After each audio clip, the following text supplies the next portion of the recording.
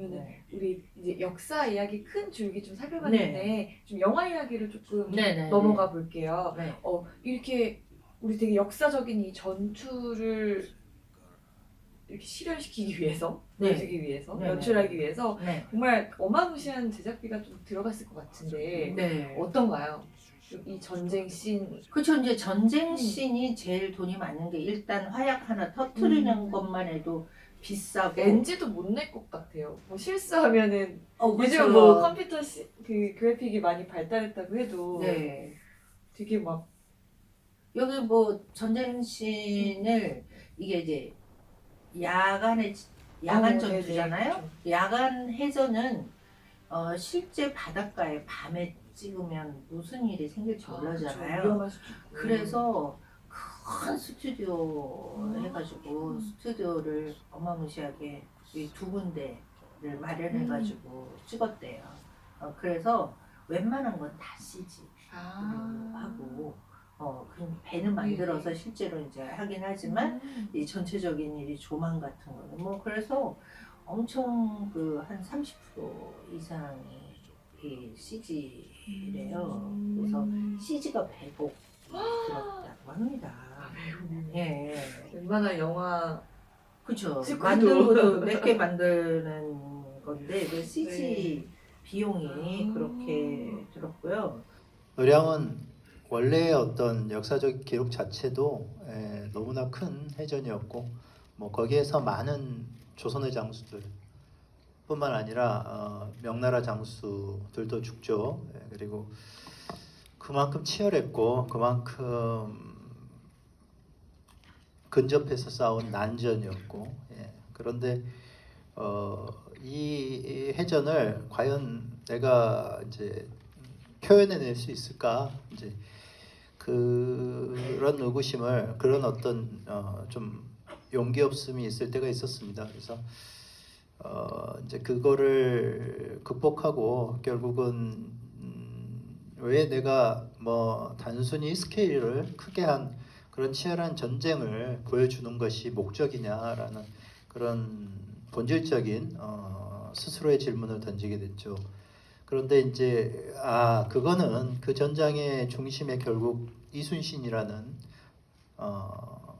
인물이 있었고 그리고 그 이순신은 이 온전하게 펼쳐지는 이 해상 전투신에서 과연 어땠을까? 근데 그거를 따라가 보고 싶은 생각이 매우 강했습니다. 그래서 결국 해전이 100분이 다 돼가는 해전이 돼버렸고 그리고 또한 그 롱테이크의 어떤 지점을 갖고 가야 어떻게 보면 이순신 장군의 이 난전 속에서 삼국의 병사들의 그 아우성 속에서 그리고 삼국의 병사들의 그 아비구환 속에서 뭔가 온전히 그 속에 있는 어떤 이순신을 온전히 보여줄 수 있겠다. 라는 생각이 들었습니다. 그리고 이제 그런 지점에서 그렇게 이제 표현이 자연스럽게 될 수밖에 없었던 것 같습니다. 이제 우리 이제 명량이 이제 애초에 김학림 감독이 이제 만들었는데 진짜 몇만인지 아세요? 1760만. 그때 거의 근데 명랑 신드롬이 있었어요. 제가 그때는 이제 좀 산업부에서 기업들을 취재하고 있을 텐데 모든 기업의 CEO들과 모든 리더들이 명랑 리더십에서 이 같이 이제 직원들하고 명랑을 같이 관람하고 명랑을 보고 감격을 해서 이순신 리더십에 대해 굉장히 설파했던 명랑 신드롬이 있었습니다. 그렇지 않고서는 어떻게 5천만에 애기랑 기동 못하는 할머니 빼놓고는 다 봤다는 얘기 아니에요. 몇 번씩도 보고 하셨을 네, 거예요. 그래서 우리나라에서 이제 제일 많은 관객 수 지금까지 깨지지 않는 그렇죠. 기록으로 남아있는 거죠. 근데 이제 명량이 148억 들었다는 거죠. 그거는 이제 실제로 이제 낮이니까 바다에서 찍기도 해서 CG 비용에서 지금 노량보다는 좀 적게 들은 거죠. 그래서 148억 들었는데 이제 여기에서 이제 김한민 감독이 돈을 많이 벌었잖아요. 네. 그러니까 이제 이거를 한산에다가 또 자신감 있게 투자를 해서. 근데 이때는 조금 타이밍도 안 좋았던 것 같긴 해요. 개봉 타이밍도 팬데믹 때문에. 네.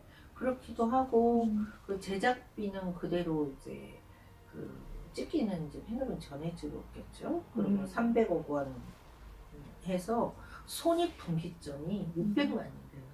자신만만한 거죠. 뭐 명량 때부터 자신만만해서. 네.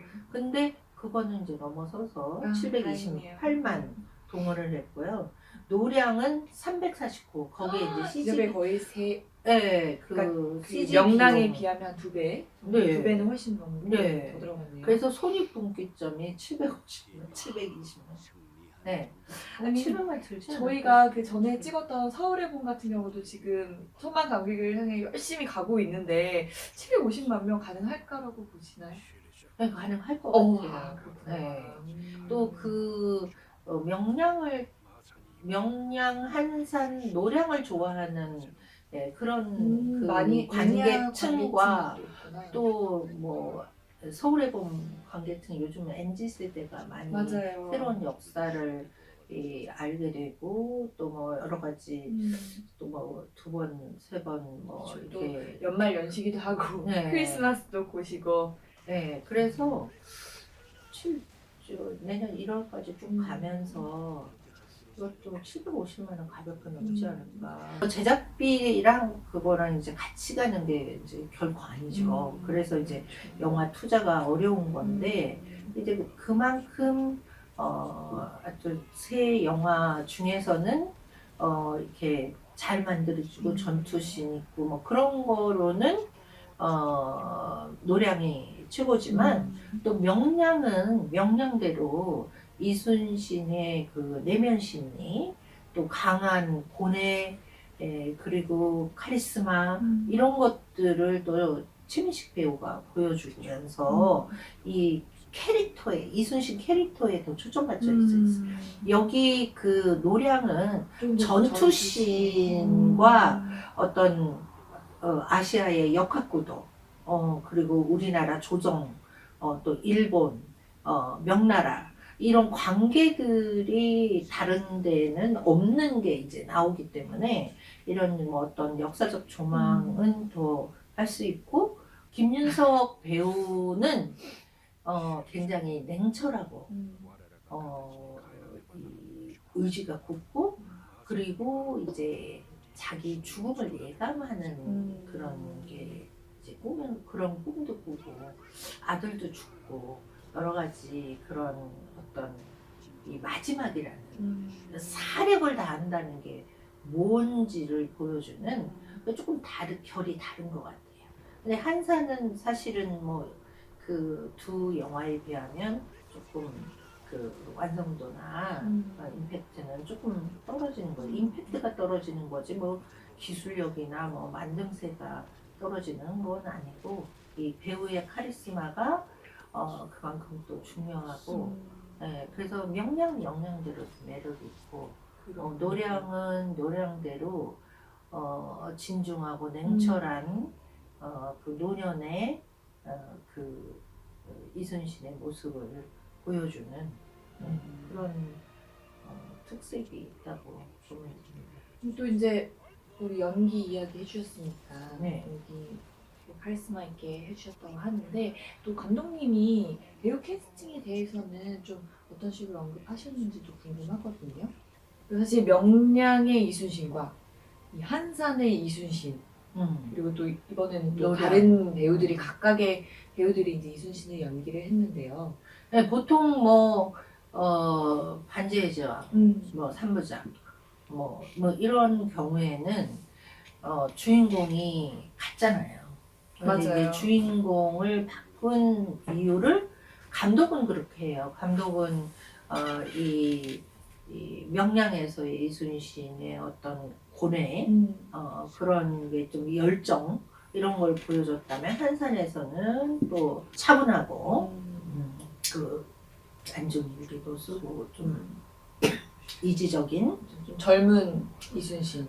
젊은 이순신을 표방을 했다면 이제 노량에서는 이제 죽음을 이제 결국 이제 죽게 되니까 그 리더의 모습 이런 모습을 보여주는 것이기 때문에 좀 다 요구하는 캐릭터가 달라서 이제 박해일 씨를 조금 젊은 사람으로 구하다 보니까 이제 박해일 씨를 한 거고, 그 다음에는 이제 정말 이제 마지막 카리스마를 보여줘야 되기 때문에 김윤석 씨를 하게 된 거죠. 좀 뭐 인상 깊은 장면이나 대사 아까 조금씩 언급해 주셨는데 네. 그래도 한 장면, 한 대사 꼽아주신다면 어떤 게? 그래서 뭐 여전히 이 우리가 이제 나의 죽음을 알리지 말라 하는 그 장면이 나오는 이순신 장군의 죽음 장면인데요.